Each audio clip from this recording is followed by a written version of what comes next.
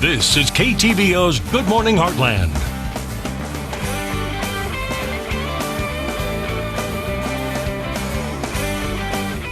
Welcome back. As we just mentioned earlier, Memorial Day just a few days away. Families and friends are packing their bags to kick off the summer travel season. This year, users are putting wireless devices to work to simplify their journey and schedule upon arrival at their destination. Megan Weber from US Cellular is here this morning to tell us more on how you can use your cell phone. How are you doing today? Doing great. Thanks for having me on. Thanks for coming on. So before we talk about some apps that you can utilize and make your whole entire trip that much more fun and smoothly going, you know. Smoother. Yes, thank you. Tell us how important or how popular cell phones have become. I mean, I know that we take our selfies when we get to our destinations, but we actually use our cell phones a lot more nowadays. Exactly, the $20 billion Snapchat owner there.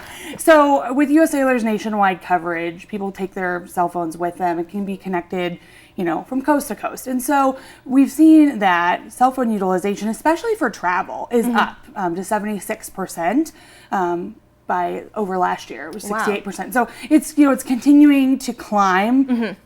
People's cell phones are more like an appendage now. Right. So, okay. Yeah. So now we're going to go ahead and talk about and take a closer look at 5 different apps that you could utilize. And the great part is they're all free. Yes. So the first one we're going to talk about is called Tripit.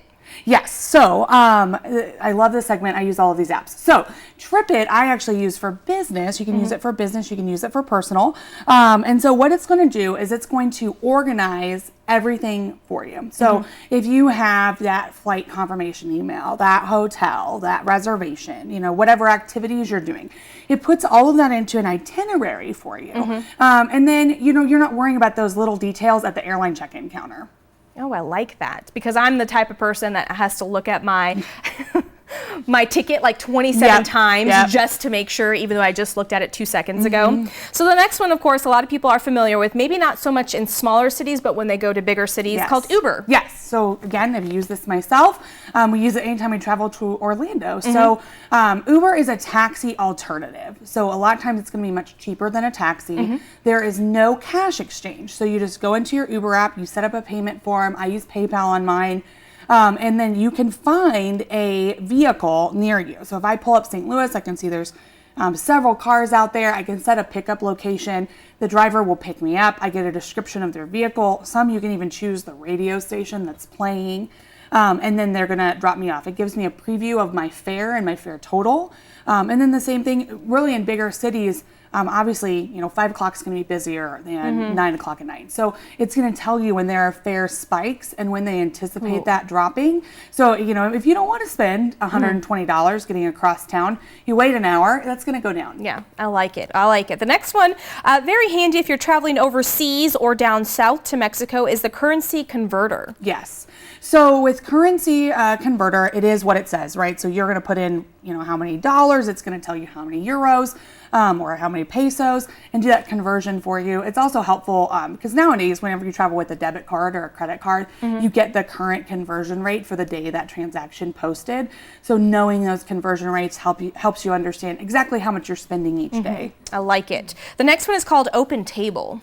Yes. So again, I love this app. I use it myself. So when you are traveling with a family, right? Like I have 2 small children, waiting 2 hours for a table is akin to torture. And same thing with a big group, right? So if you've got 10 people we're trying to feed, somebody's going to be complaining at 2 hours.